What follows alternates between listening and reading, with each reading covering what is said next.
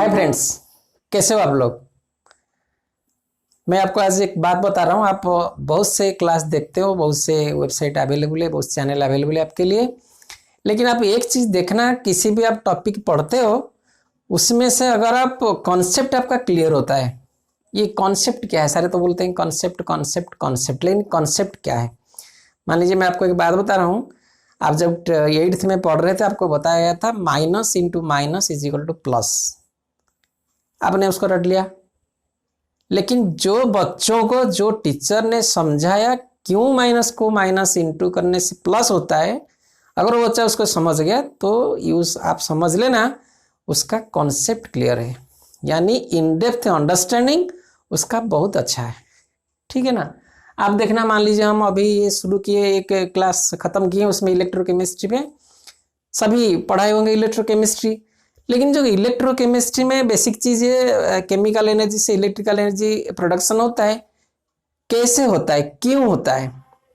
आप इलेक्ट्रोकेमिस्ट्री को चैप्टर खत्म कर चुके होंगे, लेकिन उनको समझ में नहीं आया होगा ये इलेक्ट्रोकेमिस्ट्री में कैसे प्रोडक्शन हुआ, क्यों इसका, कहाँ से कॉन्सेप्ट शुरू हुआ, कहाँ से ये ह्यूमन थिंक किया कि नहीं केमिकल एनर्जी से भी इलेक्ट्रिकल एनर्जी प्रोडक्शन हो सकता है। हम जो पहला क्लास में आपको समझा चुके हैं अच्छी तरह, आप उसको देखना।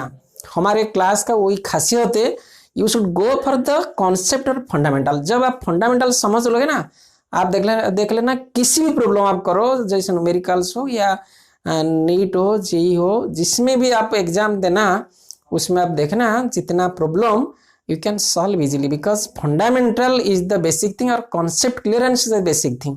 आप समझ गए। मेरे क्लास में आप वही आपको मिलेगा जो मेरा सबसे खासियत, that is my special uniqueness, what you will feel in my classroom. Okay, so ना आप देखिए रिडक्स रिएक्शन और इलेक्ट्रॉन ट्रांसफर प्रोसेस है ना। Redox reaction is the source of electron transfer which is the source of electrical production of electrical energy, जो हमने आपको पहले क्लास में समझाया था। ठीक है, तो रिडक्स रिएक्शन क्या है आप समझेंगे, पहले अच्छी तरह समझिए। मान लीजिए हमने लिखा 2Na plus Cl2 gives 2Na plus Cl minus, यानी 2NaCl होता है ना। तो ये कैसे हम बता रहे थे आपको, सोडियम ने 1 इलेक्ट्रॉन दिया, Na माइनस 1 इलेक्ट्रॉन, क्या हुआ, sodium plus ion, that is nothing but loss of electron is known as oxidation. Chlorine ने 1 इलेक्ट्रॉन लिया तो क्लोरीन माइनस हुआ, that is reduction. So oxidation reduction are carried out side by side. So that's why it is called a redox reaction, because oxidation and reductions are carried out here side by side. दूसरा example आप देख लेना, 2Mg plus O2 2MgO, यहाँ भी Mg का 2 electron दे दिया, losses 2 electrons, and it is converted into Mg2 plus। वो क्या क्या 2 इलेक्ट्रॉन ले गया और O2 माइनस में कन्वर्ट हो गया, तो इधर electron loss of electron and gain of electron. So this is also redox reaction. ठीक है, तो यहाँ क्या, और एक example Mg plus Cl2 Mg2 plus 2Cl minus Mg 2 electron दे दिया, Mg2 प्लस हो गया, और Cl 1 इलेक्ट्रॉन लिया, Cl माइनस हो गया। तो आप ये देखिए ये तीनों रिडक्स रिएक्शन है, but these are the direct redox reaction. Redox reaction में हम देख रहे हैं यहाँ इलेक्ट्रॉन लॉस हो रहा है, यहाँ गेन हो रहा है। लेकिन लॉस इलेक्ट्रॉन अगर गेन होगा, if we can make it channelize, यानी if we will make it a continuous process, then only the flow of electron will happen and the electricity will be generated. No, that is the fundamental concept what I told you in the first class of the electrochemistry. Okay, so हम इसको कैसे करेंगे ना, ये कैसे संभव है। so वही थिंकिंग था हमारा बेसिक, पहले कहाँ का कैसे केमिकल एनर्जी को इलेक्ट्रिकल एनर्जी में कन्वर्ट कर सकते हैं। तो बहुत दिन पहले, यानी एक बार क्या हुआ था, जो एक देखा गया था, अगर कॉपर सल्फेट सॉल्यूशन में आप एक जिंक प्लेट लोगे, you can find out that, ऐसे हुआ था भी, जो जिन्होंने किया था पहले, एक कॉपर सल्फेट सॉल्यूशन में आप मान लीजिए एक जिंक प्लेट लोगे। ठीक है ना, हमने क्या फिगर बनाया, देखिए एक कॉपर सल्फेट सॉल्यूशन है, इसमें जिंक प्लेट एक ले रखा है।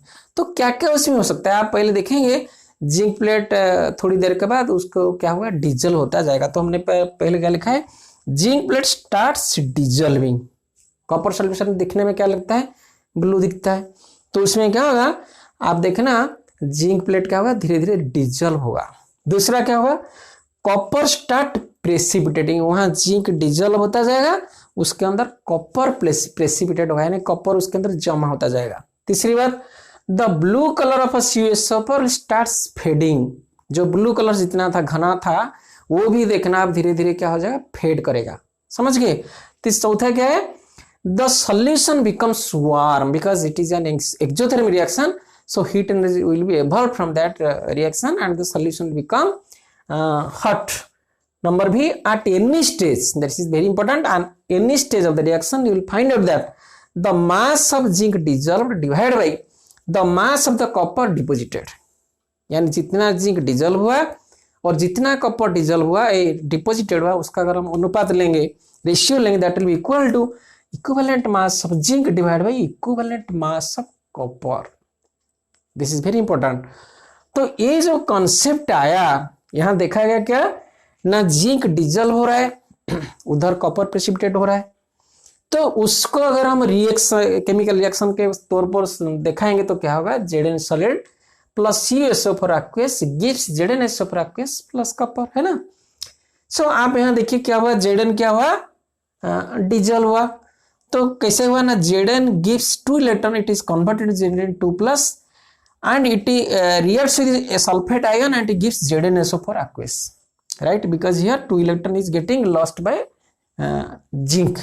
And what is happening here, copper 2 plus from copper sulfate, it is getting or gaining 2 electron, right, from the zinc, so and it is converted into copper, यानी reduction. समझ गए आप, यहाँ 2 इलेक्ट्रॉन जिंक लॉस किया, इधर copper 2 plus ion कितना क्या, 2 electron उसको मिल गया। तो ये देखिए this is oxidation loss of electron, और इधर क्या हुआ, this is gain of electron reduction. So this is a also redox reaction, this is an example of Redux reaction. लेकिन ये रिडक्शन रिएक्शन इज क्या है, डायरेक्ट है, this is the direct reaction, direct redox reaction. क्योंकि यहाँ हम electricity कैसे generate कर सकते हैं, क्योंकि the flow of electron is known as current, but the flow of electron needs a closed circuit, so we have to make a closed circuit here.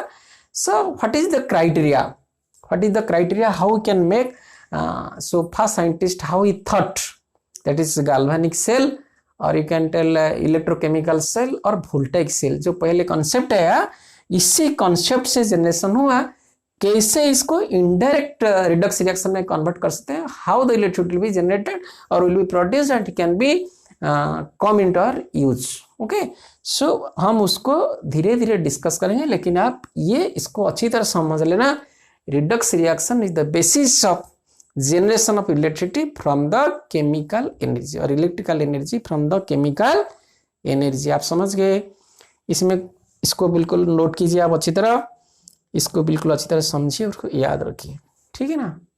As the electrolytes are the main thing for us to for the production of the electrical energy from the chemical energy, so we should first understand the resistance and the conductance of electrolytes, यानी I am writing here electrolytic resistance and conductance, है ना।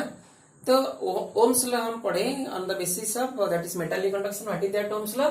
The law states that the strength of the current passing through a conductor varies directly to the potential difference across the conductor and varies inversely to the resistance of the conductor, है ना। मान लीजिए एक तार है, conductor तार है, उसमें अगर करंट I पास होता है, उसका पोटेंशियल डिफरेंस दोनों तरफ E है, कैपिटल E है, और रेजिस्टेंस R है उसका, offered by the where, so it will happen mathematically I proportional to E and I inversely proportional to R implies I proportional to E by R, E is potential difference, R is resistance। आप इसको अच्छी तरह आपने पढ़ा है ना। तो यही law, Ohm's law can be applied also on the electrolytes also, because electrolytes also the conductor here, so for this electrolytes Ohm's law can be applied। अब देखिए मेटल के मेटल कंडक्टर के लिए क्या हो रहा था, मान लीजिए एक मेटल का लेंथ है L और इसका cross section area cross section A है, तो what can be written, R directly proportional to L, यानी उसका resistance varies direct to the length of the conductor, यानी लेंथ बढ़ेगा तो रेजिस्टेंस भी बढ़ेगा। ये इसमें कोई दिक्कत वाली बात नहीं। मान लीजिए पाइप में पानी जा रहा है, अगर पाइप का लंबा जितना हो जाएगा पानी का फ्लो उतना घटता घटता जाएगा, यानी if water flow is the current and a length that is a conductor, the pipe is a conductor, so pipe का लेंथ जितना बढ़ता जाएगा उसके अंदर क्या होगा, ये फ्लो कम होता जाएगा ना। तो हमने लिखा R proportional to L and resistance ज्यादा होता जाएगा, तो resistance directly proportional to length of the conductor. तीसरा R inversely proportional to area pressure, area pressure जितना बड़ा होगा उतना आसानी से पानी बह सकता है उस पाइप में ना, तो एरिया प्रेशर जितना बड़ा होगा करंट भी आसानी से जा सकता है। तो we can write R inverse proportional to A, so implies R is equal to rho L by A, rho is the proportionally constant and this is known as specific resistance, A the length, A is equal to area of cross section, rho is the specific resistance, so we can write rho is equal to RA by L, easy, that is unit is ohm centimeter, no। so ये हम पढ़े पहले से ही, physics में भी आप पढ़े होंगे, ये आपको पता है। तो आप हम पढ़ेंगे अगर रेजिस्टेंस R हम ले रहे हैं तो कंडक्टेंस क्या होगा, that is nothing but the reciprocal of the resistance, यानी we can write here, so conductance C is equal to 1 by R, the unit is ohm inverse, it is the reciprocal of resistance that is known as conductance. Conduction किसे कहते हैं, the reciprocal of resistance.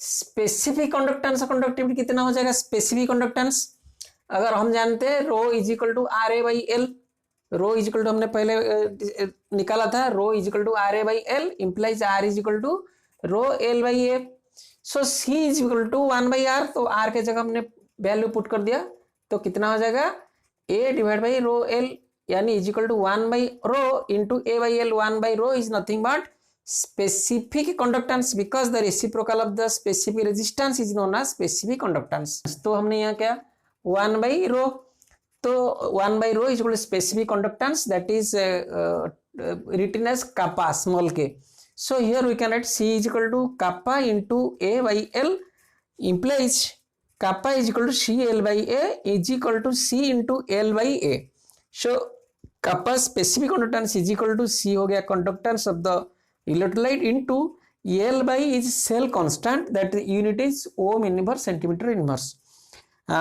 Cell constant means जो cell बनता है उसका length and area proportion remains constant for every cell, ये cell का L by A constant होता है और दूसरा कोई सेल लेंगे उसका भी कांस्टेंट होता है, ठीक है ना।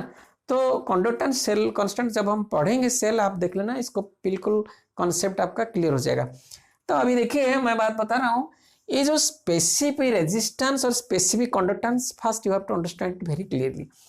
तो स्पेसिफिक कंडक्टेंस क्या है, जब भी मैं आपको पहले ही बता चुका हूँ, स्पेसिफिक शब्द आता है, स्पेसिफिक वर्ड जब आता है, मान लीजिए इट इज रिलेटिव, किससे कंपेयर किया जाता है। मान लीजिए हम आयरन और कॉपर का कंडक्टेंस को कंपेयर करेंगे, आयरन का कंडक्टिविटी कितना है और कॉपर का कंडक्टिविटी कितना है, तो हम कैसे बताएंगे उसको। अगर हम करेंगे specific conductance of iron and specific conductance of copper, it is very easy to know. इसका मतलब मान लीजिए यहाँ के मैंने आयरन रॉड ले रखा है, यहाँ कॉपर रॉड ले रखा है, इसका डायमीटर जो है उसका डायमीटर वही है, ठीक है ना, उसका लेंथ जो है इसका लेंथ भी वही है, इसका 1 सेंटीमीटर क्यूब हमने यहाँ चिन्हित किया है और इसका भी 1 सेंटीमीटर क्यूब हमने पॉइंट आउट किया है, समझ गए। तो इसी 1 सेंटीमीटर क्यूब में इसका जितना रेजिस्टेंस होगा हम बोलेंगे स्पेसिफिक रेजिस्टेंस, या इसके अंदर जितना करंट फ्लो करेगा, जितना एम्पियर्स करंट फ्लो करेगा उसको हम बोलेंगे स्पेसिफिक कंडक्टेंस। इसके अंदर भी जितना करंट फ्लो होगा इन एम्पियर्स, इसको क्या बोलेंगे हम, स्पेसिफिक कंडक्टेंस। आप समझ गए, the current in amperes flow in 1 centimetre cube, यानी in a specified volume of that conductor. Here also the conductance यानी the amperes in current flow through a specified region, that is 1 centimetre cube volume of that conductor. So दोनों को हम compare कर सकते हैं, because all become और both become uniform. ये भी 1 सेंटीमीटर क्यूब है, ये भी 1 सेंटीमीटर क्यूब है, इसका जितना क्या है साइज है, इसका भी उतना साइज है, 1 सेंटीमीटर क्यूब 1 सेंटीमीटर क्यूब। सो क्या हुआ, इसका कंडक्टेंस कितना है, इसका कंडक्टेंस क्या है, we can say it easily, यानी it became a generalised form, generalisation form.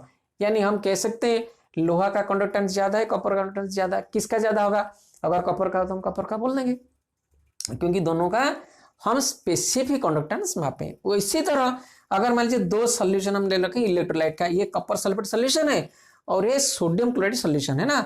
Copper sulphate solution का अगर 1 सेंटीमीटर क्यूब में जितना इलेक्ट्रोलाइट होगा और इसका 1 सेंटीमीटर क्यूब में जितना इलेक्ट्रोलाइट होगा, इसका कंडक्टेंस हम मापेंगे तो इसका कंडक्टेंस मापेंगे।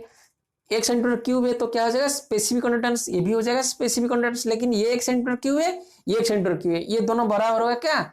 बराबर कतई होगा। क्यों?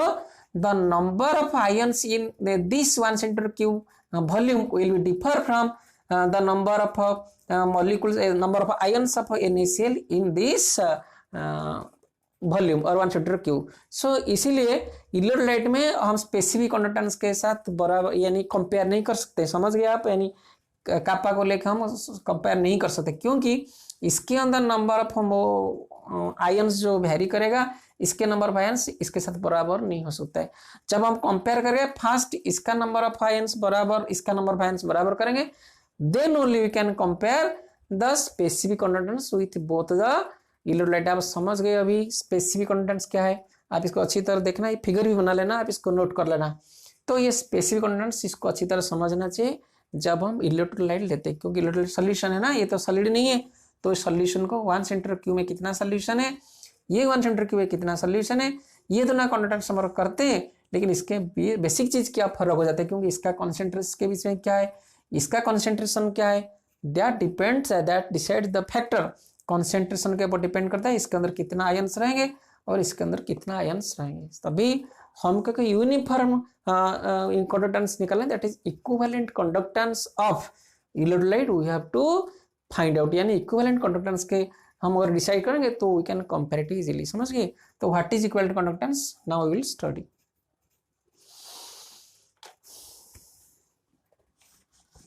सो इक्विवेलेंट कंडक्टेंस ना, this is the representation how it is defined. It is defined as the conducting power of all the ions produced by dissolving 1 gram equivalent of an electrolyte in solution. मान लीजिए हम NaCl ले रहे हैं, उसका अगर 1 gram equivalent हम लेंगे और सॉल्यूशन बनाएंगे, उसका जितना कंडक्टिंग पावर होगा उसका हम बोलेंगे क्या? ग्राम इक्विवेलेंट कंडक्टेंस और equivalent conductance of the electrolyte NaCl। इसका क्या जरूरत पड़ गया? हम बोले इक्विवेलेंट कंडक्टेंस इसका क्यों स्टैंडर्ड लिया जाता है, what is the cause behind that, है ना? आप इसको समझिए।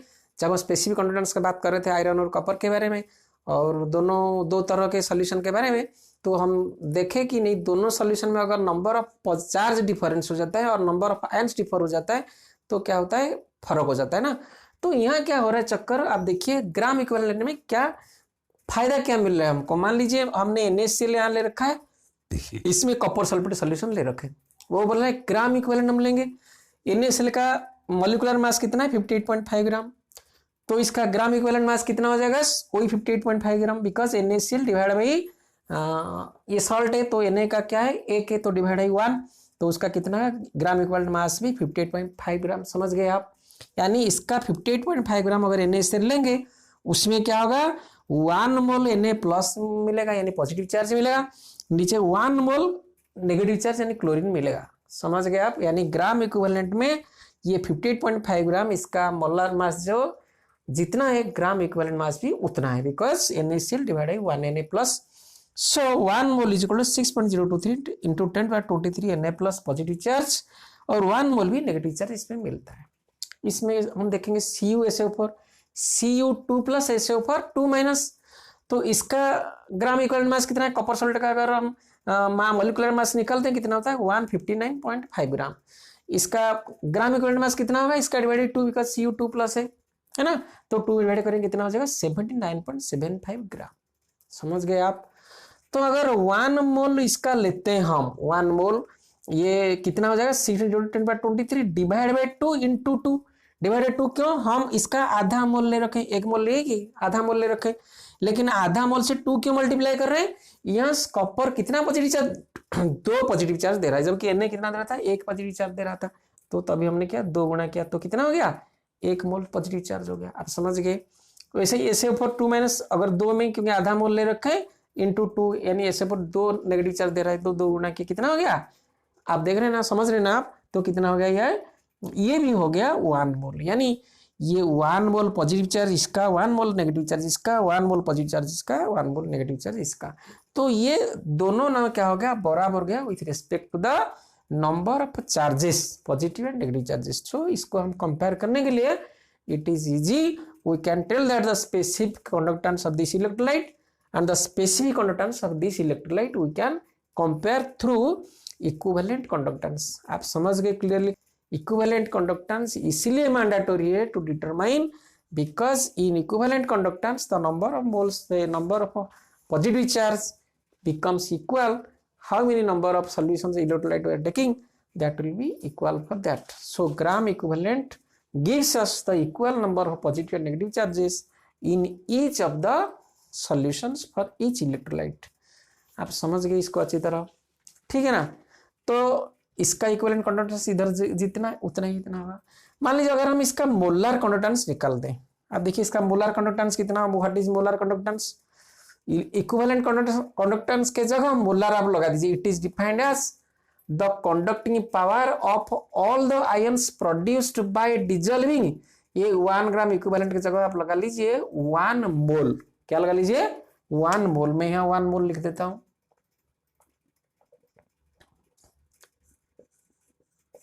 1 mole of the electrolyte in solution, तो यहां क्या लिखूंगा, मोलर कंडक्टेंस हमने लिखा, समझ गए। 1 mole of the electrolyte in solution, अगर हम इसमें 1 मोल लेते हैं, इसमें 1 मोल लेते हैं, तो क्या हो जाएगा 1 मोल का वही 58.5 ग्राम, सो 6.02 इंटू 10/23, ये भी 6.023 इंटू 10/23 पॉजिटिव नेगेटिव चार्ज हो जाएंगे। लेकिन इधर क्या होगा, आप इसको देखिए, जब कॉपर सल्फेट लेंगे तो इधर हमको 79.75 नहीं ले सकते, हम कितना लेंगे, वही 159.5 ग्राम लेंगे, क्योंकि that is the molar mass.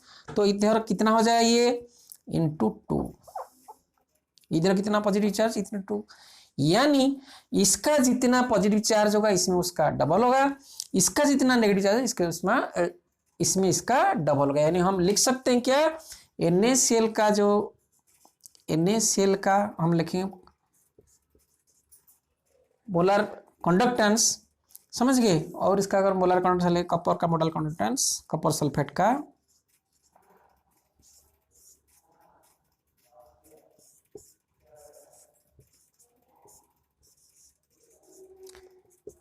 कितना हो जाएगा, और ये 1 हुआ, ये कितना हो जाएगा, 2 गुना हो जाएगा। अब आप समझ गए, इसका मोलर कंडक्टेंस जो होगा इसका मोलर कंडक्टेंस उससे क्या हो जाएगा, 2 गुना हो जाएगा। लेकिन अगर हम इक्विवेलेंट कंडक्टेंस लिखे कितना हो जाएगा, divide by is equal to 1/1। अब आप समझ गए होंगे बिल्कुल अच्छी तरह। यानी अगर मोलर कंडक्टेंस हम ले रहे हैं तो इसका 1 होने से इसका 2 गुना उसका हो जाएगा, बिकॉज Cu2 प्लस SO4 2- है ना।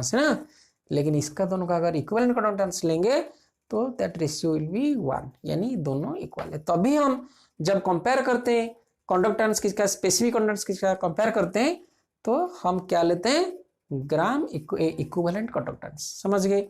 अगर हम इलेक्ट्रोलाइट केसेस में स्पेसिफिक कंडक्टेंस अगर हम डिसाइड करेंगे या मेजर करेंगे तो it will be better for us to take the gram equivalent mass of that solution.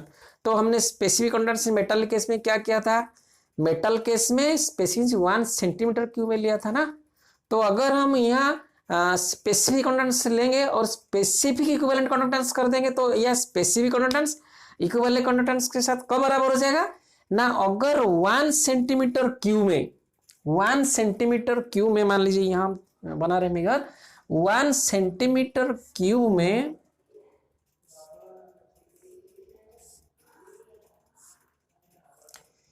इसी के अंदर हम अगर 1 ग्राम इक्विवेलेंट मास का अगर हम NaCl रखें या CuSO4 रखें, इसका जितना हो जाएगा क्या conductance, that will be known as specific conductance. आप समझ गए। यानी 1 ग्राम इक्विवेलेंट मास NaCl का लो, MgSO4 का लो, CuSO4 का लो, whatever it may you have taken, अगर हम उसको 1 सेंटीमीटर क्यूब यानी 1 सीसी के अंदर, अगर हमने 1 सीसी के अंदर, आप समझ गए, अगर 1 सीसी यानी 1 क्यूबिक सेंटीमीटर में अगर 1 ग्राम equivalent mass of NaCl solution हम ले सकते हैं, सोल्यूशन बना के ले सकते हैं, इसका कंडक्टिंग पावर जो होगा उसको हम बोलेंगे स्पेसिफिक कंडक्टेंस। पूरा क्लियर या और थोड़ा सा डाउट रहा? 1 सेंटीमीटर क्यूब होना चाहिए, उसके अंदर सोल्यूशन में 1 ग्राम इक्विवेलेंट का इलेक्ट्रोलाइट होना चाहिए, तो अभी जितना कंडक्टेंस होगा उधर क्या हो जाएगा, equivalent conductance will be equal to specific conductance, क्योंकि उसका स्पेसिफिक कंडक्टेंस होगा, क्योंकि इक्विवेलेंट ग्राम इक्विवेलेंट मास है, तो specific conductance will be equal to, तो हम यहां लिख सकते हैं specific conductance will be equal to equivalent conductance, यानी kappa will be equal to, आप इसको बिल्कुल रट के याद रखिए, ठीक है। अब बच्चों आपको एक फॉर्मूला याद रखना पड़ेगा, equivalent conductance is equal to K into 1000 C के kappa is equal to kappa into 1000 divide by normality, C is nothing but normality. Normality क्या है, number of gram equivalents per litre, यानी gram equivalent per litre of the solution, ठीक है। Where K is equal to specific conductance, kappa is equal to specific conductance, C is equal to gram equivalent electrolyte per litre of solution. आपको ये याद रखना अच्छी तरह पड़ेगा। इसका यूनिट है ओम inverse centimetre square gram equivalent inverse. ये कैसे डिराइव है, ये हो सकता है आसान से, you don't have to remember that because that is not coming in the exam, but you have to put this formula, it is very much important. So molar conductance is equal to kappa into 1000 divided by Cm is equal to K into 1000 divided by molarity. वही है, K क्या है specific conductance और Cm है number of moles of electrolyte divide by litre of the solution, है ना। तो ये दोनों का आपको फॉर्मूला याद रखना पड़ेगा, हम प्रॉब्लम करेंगे, ठीक है। Relationship between molar conductance and equivalent conductance is, molar conductance में इक्विवेलेंट कंडक्टेंस हमने यहाँ वैल्यू पुट किया दोनों का, इसका और इसका पुट किया, तो कितना का C by C M equal normality by molarity. Normality को मोलारिटी में भाग करेंगे, क्या निकलेगा, बेसिस निकल सकता है या एसिडिटी निकल सकता है, ठीक है ना। ये हमको याद रखना पड़ेगा।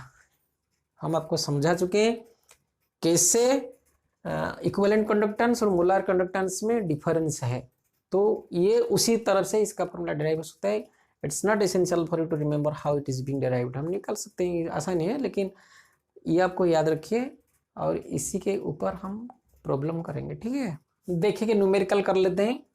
0.05 मोल NaOH solution offered a resistance of 31.6 ohm in a conductivity cell at 298 Kelvin.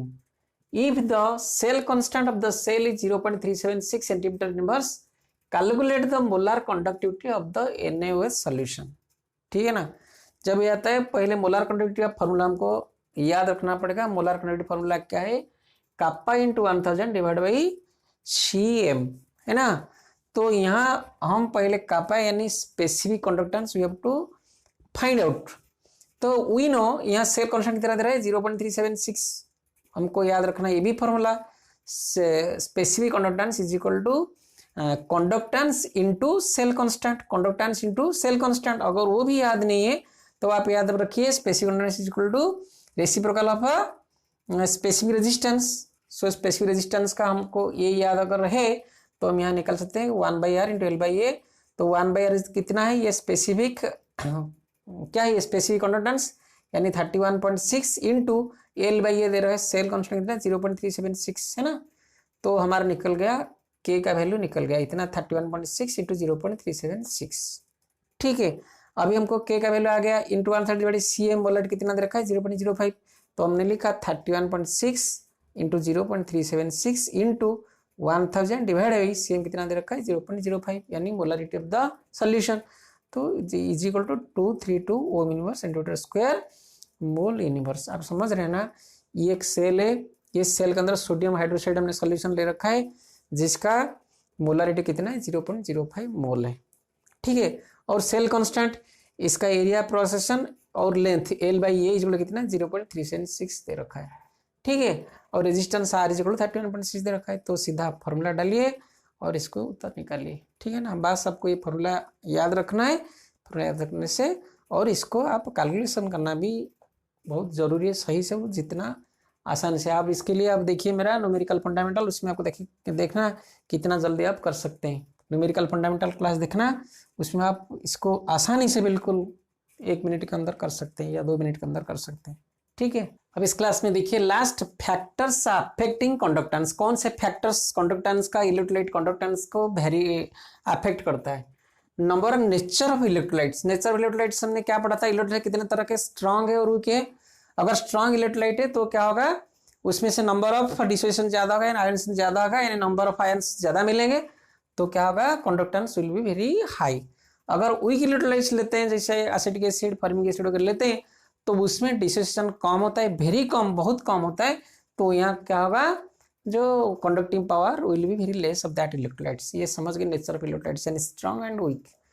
Concentration of solution, this is one of the important. Concentration of solution क्या है, मान लीजिए हम स्ट्रॉन्ग एसिड ले रखे हैं, उसका कॉन्सेंट्रेशन उसको हम डाइल्यूशन करते हैं। स्ट्रॉन्ग एसिड मान लीजिए HCl ले रखें, तो अगर स्ट्रॉन्ग इलेक्ट्रोलाइट यानी NaCl ले रखें, स्ट्रॉन्ग इलेक्ट्रोलाइट्स ले रखें। स्ट्रॉन्ग इलेक्ट्रोलाइट्स क्या होता है, कंप्लीटली आयोनाइज होते हैं, यानी अल्फा नियर अप्रोचेस 1, बिल्कुल सारे आयोनाइज हो जाते हैं। तो उसको डाइल्यूशन करने से उनका इतना नहीं बढ़ता है, क्या नहीं बढ़ता है, कंडक्टेंस नहीं बढ़ता है। हाँ थोड़ा सा बढ़ेगा, लेकिन क्योंकि अगर ज़्यादा जो बाकी रहेगा वो आयोनाइज होता चलेगा, लेकिन इतना ज़्यादा डाइल्यूशन, अगर इन्फाइनाइट डाइल्यूशन करेंगे तो कांस्टेंट पहले से ही हो गया होगा कि इसका कंडक्टेंस किसका, स्ट्रॉन्ग एसिड का, ठीक है ना। लेकिन अगर हम वीक स्ट्रॉन्ग इलेक्ट्रोलाइट्स लेंगे, अगर वीक इलेक्ट्रोलाइट्स लेते हैं, तो वीक इलेक्ट्रोलाइट्स में क्या होता है, अगर हम डाइल्यूशन करते हैं तो इट इंक्रीजेस एप्रेसिबली। हम बाद में पढ़ेंगे कोलार्स लॉ। तो अगर वीक इलेक्ट्रोलाइट्स लेते हैं क्या होगा, डाइल्यूशन करने से इनका आयोनेशन बढ़ता है, ठीक है ना, तो उनका जो कंडक्टिविटी बढ़ता है। लेकिन इनका इतना नहीं बढ़ता है, इनका becomes constant after certain limit, यानी जब इन्फाइनाइट हो जाता है वो पहले से कांस्टेंट हो जाता है इनका क्या, कंडक्टिविटी, ठीक है ना। अब last one temperature. Temperature directly proportional to conductivity of the electrolytes. Temperature बढ़ेगा तो कंडक्टिविटी बढ़ेगा। क्यों टेम्परेचर बढ़ेगा, तो kinetic energy of the ions will be increase and molecules of the solvents also will increase, तो mobility of the ions will be very fast. तो ये आप याद रखना 2% per degree increase in temperature. 1 degree temperature बढ़ गया तो 2% बढ़ जाता है क्या, कंडक्टिविटी। समझ गए, ये आप सब ये अच्छी तरह याद रखिए और इसको नोट भी करिए, और ये वीडियो को, एक क्लास को अच्छी तरह देखिए ना, तो आपको सारे समझ आएगी। नहीं बिल्कुल कितना आसान है, और ये सबसे इंटरेस्टिंग चैप्टर है। हम आगे और पढ़ेंगे, इसके बहुत इंटरेस्टिंग आएगा, इंटरेस्ट लगेगा आपको। और ये चैप्टर से अच्छा क्वेश्चन से आते हैं, न्यूमेरिकल्स आते हैं, और CBSE या स्टेट बोर्ड के जो एग्जाम होते हैं उसमें से करीब 9 या 10 मार्क्स आते हैं, ठीक है ना।